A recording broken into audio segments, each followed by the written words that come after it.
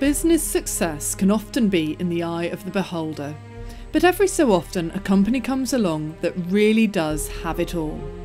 Infinis is one such business. The renewable energy provider currently manages a 435 megawatt portfolio of biogas, onshore wind and hydro generation across 139 sites. In real terms, this means it supplies around 1 million people with electricity on an ongoing basis. Its profits have more than trebled in the past 3 years, reaching more than 87 million. The fact that the UK has signed up to a 15% sourcing of its energy requirements from renewables by 2020 has created enormous opportunities. In order to fulfill that target, the UK would need to probably derive 30% of its electricity from renewable. Now the reality is you're talking about phenomenally big numbers. Today we're about 5 to 6%. So you're talking about probably a quintupling of the current installed capacity just to meet that target. So clearly I would say the renewable industry is in a very enviable position of knowing that whatever it builds, there will be demand for its output. To fully understand Infinis' achievements, one must look back to its inception and the key strategic decisions taken by its owner, the private equity firm Terra Firma. In 2003, the investor acquired a waste management business, WRG.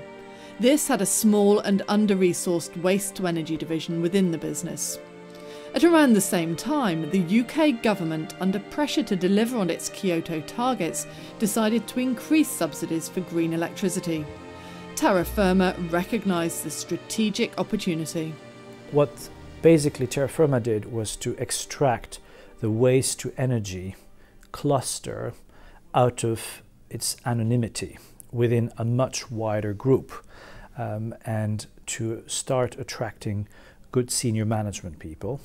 And secondly, to create, I would say, its own a division, properly budgeted, properly resourced, and for the first time giving proper capital expenditure opportunity to literally go out and put in engine generation equipment across the then 55 sites where landfill gas was being extracted.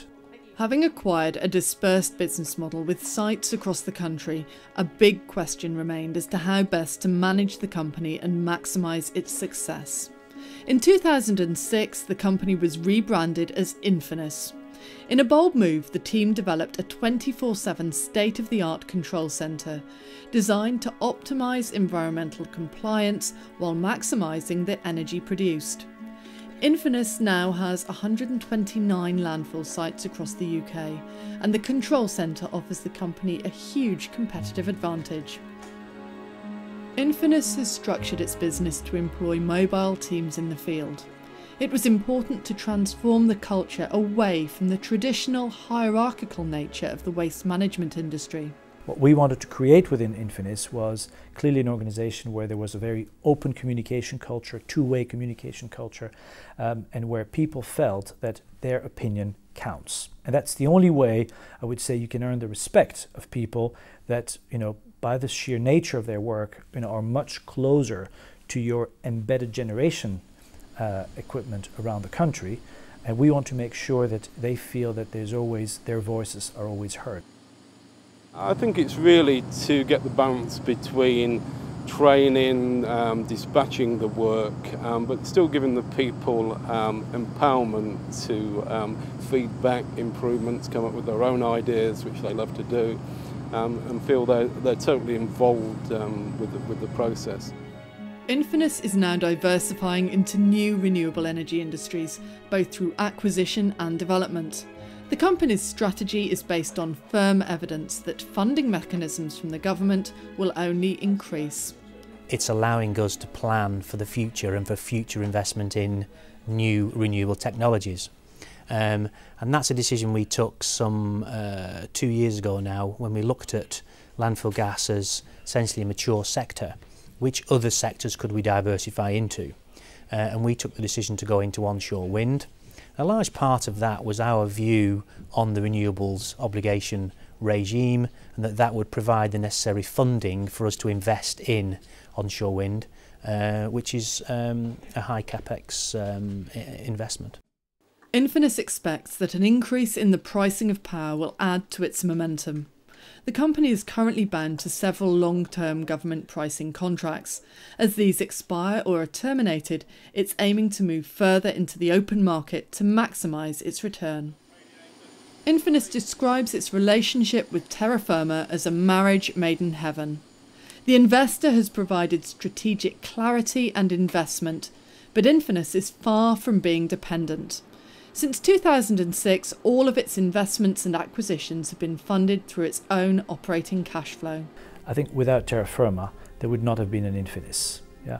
To spot the strategic opportunity would clearly not have happened without terra firma's sort of strategic review of the opportunities within WRG in the first place. We're all aware of companies that had high growth potential and that ended up investing a lot of money into projects that frankly never delivered any returns. And I think it's this sort of financial rigor that terra firma brings to the fore that really, I would say, creates the unusual chemistry that clearly has done a lot of good to this company.